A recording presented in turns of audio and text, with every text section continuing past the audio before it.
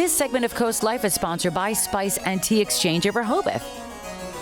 As we've mentioned a number of times here in the last week or so, it's cold along coastal Delmarva, and you might want to warm yourself up with a nice cup of tea. And of course, some drama to go with it with our Spill the Tea segment. And it's all thanks to our friends at the Spice and Tea Exchange on Rehoboth Avenue in Rehoboth Beach. Great place to stop and shop for a cozy cup of tea or some delicious spice blends as well. And Charlie, you've got the tea we're going to be drinking today. Here's what we've got, and it sounds delightful, ladies and gentlemen. This is a mint mojito black tea. This vibrant fusion of lime, spearmint, and black tea creates an invigorating blend with aromatic notes of pomelo and peel and lemongrass, giving a revitalizing twist to this classic cocktail flavor. Sounds lovely to me. So why don't you get to spill in while I get to spill in our drama.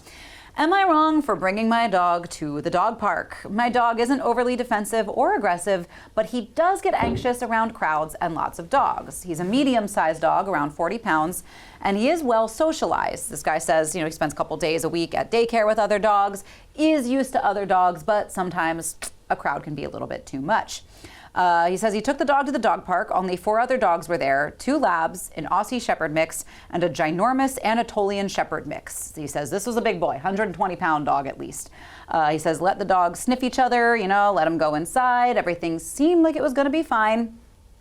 But then about 20 seconds into all of this of let's sniff the new guy, the bigger dog, tried to show his dominance over the medium-sized dog, if you pick up what I'm saying.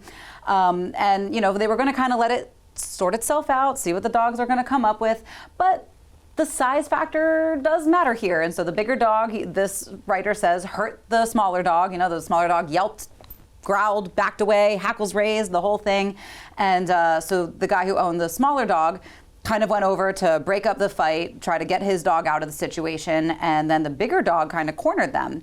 And so this guy's like trying to call the owner of the bigger dog at the dog park, trying to say, hey, get your dog, help us out here.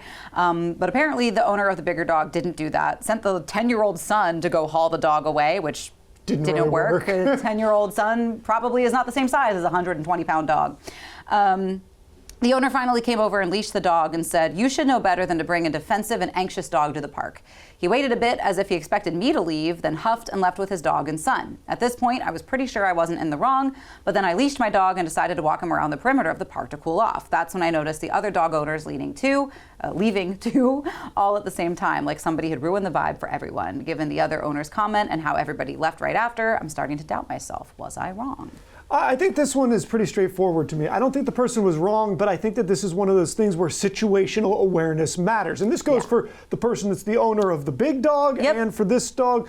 I think it's fine to bring your dog to the dog park. Absolutely. But if it does get acrimonious between a couple of the pups, even if it's not necessarily your dog's fault, you know what? Maybe that's not the day. We'll try again tomorrow. No harm, no foul. Yeah. Again, though, I think the owner of the bigger dog also should have jumped in and played a bigger role in diffusing this whole situation, and definitely shouldn't have been blaming the person whose dog was probably just, scared of the larger dog trying to dominate them. Yeah. Like, that's not all right. No. So I think that it's fine to bring your dog to the dog park. I think that if you're dealing with an uncomfortable situation, the best move is to just, for that day, remove them from the situation. But that shouldn't mean you stop going. Yeah, I think dog park conflict is really difficult because you've got kind of 2 things happening. You've got people who never think they're wrong, and you've got the fact that we don't speak the same language as our dogs, no matter how well we think we know our dogs and our pets.